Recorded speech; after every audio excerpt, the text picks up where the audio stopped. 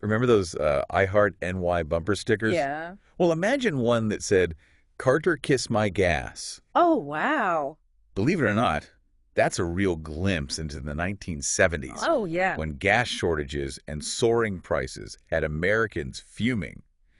And it's a good reminder that today we're diving into Uh, the fascinating and surprisingly diverse ways mhm.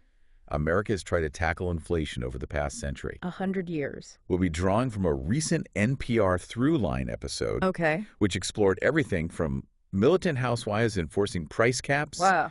to a president's desperate gamble on TV right before Bonanza. Really? So you might be wondering, why should I care about history? Yeah. Well, understanding how we got here can help us navigate the economic ups and downs we face today.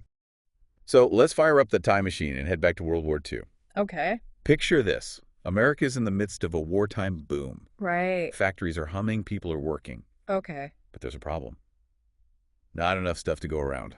Demand is skyrocketing, Yeah. supply chains are strained, and prices are starting to climb. It was a classic case of too much money chasing too few goods. Yeah. And that's when President Roosevelt stepped in with a bold move. Right. The Office of Price Administration, or OPA for short. Okay. Their mission, to put a lid on prices for practically everything from milk and bread to gasoline and nylons. Talk about government intervention. Right. But it wasn't just bureaucrats in Washington calling the shots. The OPA actually relied on everyday citizens, especially housewives, to help enforce these price controls. They formed these volunteer groups Oh, wow. that would go shop to shop checking prices, reporting violators. They were dubbed the kitchen Gestapo by some critics. Whoa, what? But they played a crucial role in keeping prices in check during the war. Imagine that. Your neighbor could report you for charging too much for a loaf of bread. It's hard to imagine something like that happening today, isn't it? Yeah, it is. But it shows how seriously people took the threat of inflation back then. Right. And speaking of things that are hard to imagine, remember those ration books our parents and grandparents used to talk about? Yeah, I remember my grandmother talking about them. Yeah. Those were a key part of the OPA strategy. By limiting how much people could buy Right. of certain essential goods, they ensured that everyone had access to at least some of what they needed. Okay. It was a way to manage scarcity and prevent hoarding, Yeah. which can drive prices even higher. So this system of price controls and rationing, did it actually work? Surprisingly, yes, it wasn't perfect, Right. and there were definitely challenges and pushback, Right. but it did manage to keep inflation relatively under control during the war years. Okay. Of course, businesses weren't exactly thrilled about having their profits squeezed, Right. and they found ways to push back. Like the meat packers. Right. Exactly. Didn't they basically hold America's dinner hostage at one point? That's right. The meat packers were unhappy with the price caps on meat, so they decided to flex their muscles. They basically withheld meat from the market, Oh, wow. creating artificial shortages to force the government's hand. So what happened? Did the government cave? Well, public outcry over the lack of meat was pretty intense, Right. and it played right into the hands of the Republicans, Okay. who were campaigning on a platform of ending price controls. Mm. They ended up winning big in the 1946 midterms, Yeah. which shows how much economic anxiety can influence political outcomes. So price controls and rationing helped keep things in check during the war. Right, yeah. But they weren't exactly a long-term solution. No. And it's interesting how the political winds shifted so quickly once the war ended. Yeah, it is. But this story of inflation in America doesn't end there. Oh, not by a long shot. Fast forward a couple of decades to the 1970s, and we find ourselves in another inflationary spiral. But this time, it's not wartime shortages driving prices up. Right. It's a confluence of factors, Yeah. from rising oil prices to increased government spending to a shift in global economic power. And this time, the president grappling with inflation was Richard Nixon, Yes. a staunch Republican Yeah. who had campaigned against government intervention in the economy. Right. You'd think he'd be the last person to embrace price controls, right? You'd think so, wouldn't you? But the economic and political pressures were immense. Yeah. Inflation was eroding people's purchasing power, businesses were struggling, Right. and public confidence was shaken. So Nixon did what he thought he had to do. Okay. He went on national television and announced a 90-day freeze on wages and prices. And get this. He made this announcement during a commercial break on Bonanza. Really? Can you imagine? You're settling in to watch cowboys and gunfights, and suddenly the president pops up talking about economic policy. Talk about a mood whiplash. Right. It just goes to show how much of a crisis this was perceived to be. Yeah. Nixon knew he had to grab people's attention.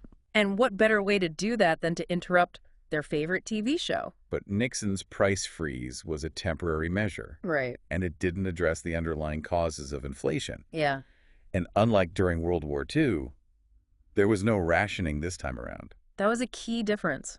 Without rationing, people could still buy as much as they could afford, Okay. which led to shortages and hoarding. And of course, those images of long lines at gas stations became a symbol of the era's economic anxieties. Right. Remember that Carter Kiss My Gas bumper sticker we talked about? Yeah. That pretty much sums up the sentiment of the time. It's amazing how those little snapshots can really capture the mood of an entire era, isn't it? It is. But Nixon's price controls ultimately failed to tame inflation. Right.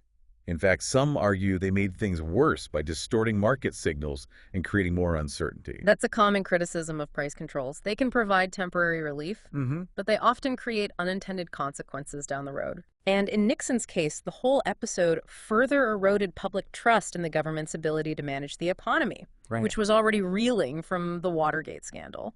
So the 70s ended with a sense of economic malaise. Yeah.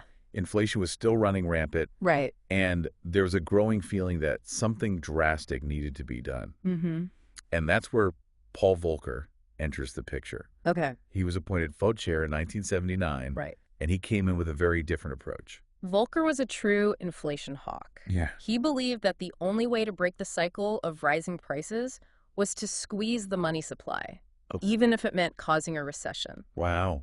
And he wasn't afraid to make tough choices. So he raised interest rates to record levels, He did. which made borrowing more expensive and slowed economic activity. Exactly. It was a painful process, but it ultimately brought inflation under control. Yeah. This period became known as the Volcker shock, Right. and it had a profound impact on economic policy in the decades that followed. The Volcker shock really solidified the idea that the Fed was the primary tool for fighting inflation. Okay. It also ushered in a new era of economic thinking with a greater emphasis on controlling inflation, even at the cost of short-term economic pain. And this shift in thinking coincided with the rise of Ronald Reagan and his Reaganomics agenda, Yes. which championed free markets, deregulation, and a reduced role for government in the economy. It was a pivotal moment in American economic history. Yeah. The Volcker shock, while painful, set the stage for a period of relative economic stability in the 1980s and 1990s. Okay. But as we'll see, the story of inflation is far from over. It's wild to think that something as seemingly dry as interest rates could have such a ripple effect on the entire economy. It is. But as we've seen, those decisions made back in the 80s really shaped the economic landscape for decades to come. Yeah. And then, of course, there's the 90s, a time many remember fondly as a period of economic prosperity. Right. The 90s were like the Goldilocks economy. Right. Low inflation, low interest rates, and strong economic growth. So, It was the perfect recipe for a booming stock market and a sense of widespread optimism. yeah. And at the helm of the Fed during this time was Alan Greenspan, Okay. who became a bit of an economic celebrity. He was like the rock star of central bankers, right? Seriously. Everyone seemed to hang on his every word. Everyone did. Greenspan's tenure further solidified the idea that the Fed had the power to fine-tune the economy and keep things humming along smoothly. Okay. But then came the 2008 financial crisis, Yeah. and suddenly the Fed was thrust into uncharted territory. It was a real break the glass moment. Yeah. The Fed took unprecedented actions to bail out Wall Street and prevent a total economic meltdown. Right. Those interventions were controversial, to say the least. Right. Some argued that the Fed was propping up the very institutions that had caused the crisis in the first place. Yeah. But others argued that it was necessary to prevent a complete economic collapse. It was a really tough call. And the debate over those actions continues to this day. It does. But one thing's for sure. The 2008 crisis further cemented the Fed's role as the ultimate backstop for the financial system. It did. And then in the aftermath of the crisis, something really strange happened. The Fed kept interest rates incredibly low for a decade, Right. trying to stimulate the economy and prevent another recession. Yeah. But the expected surge in inflation never materialized. Yeah, it was like the economy had entered this great silence as some economists called it. Right. It challenged a lot of conventional wisdom Yeah. and made economists rethink some of their core assumptions. Mhm. It suggested that there might be other forces at play that we don't fully understand. Which brings us to today. Right. In 2022, inflation came roaring back, catching many economists off guard. It did. And once again, the Fed is in the hot seat, trying to figure out how to get things under control. So it's a familiar story, but with some new twists. Yeah. This time around, inflation is being driven by a complex mix of factors.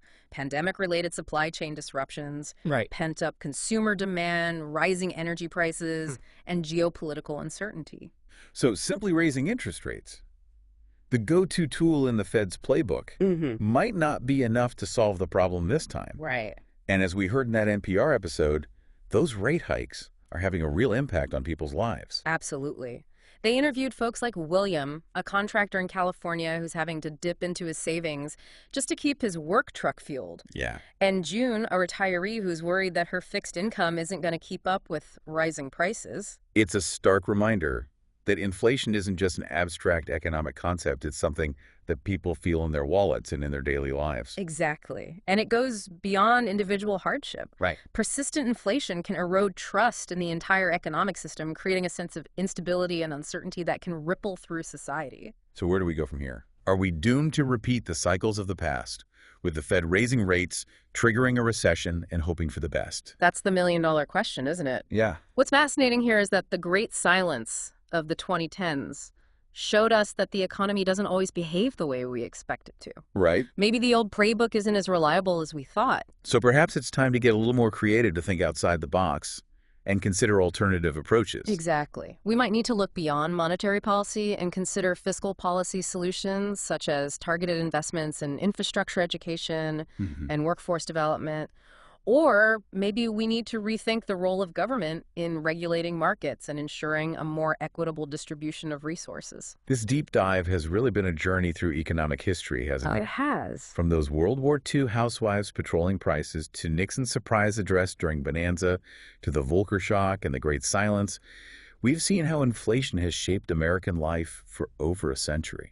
And those historical examples offer valuable lessons. They remind us that there are no easy answers, no silver bullets when it comes to inflation. Yeah. But they also show us that there's always room for innovation and adaptation. So what does this all mean for you, the listener? Right. Well, the next time you hear about inflation on the news or feel the pinch at the grocery store, remember those stories from the past. Yes. Remember those everyday heroes who tried to keep prices in check? Those policymakers who grappled with economic forces? They didn't fully understand those individuals who struggled to make ends meet in the face of rising costs. Their stories can help us understand the challenges we face today and inspire us to find creative solutions. Yeah. Perhaps by learning from the past, we can chart a course towards a more stable and equitable economic future. Well said. And on that note, we'll wrap up our deep dive into the history of inflation. Okay. We hope you found it insightful and maybe even a little bit hopeful.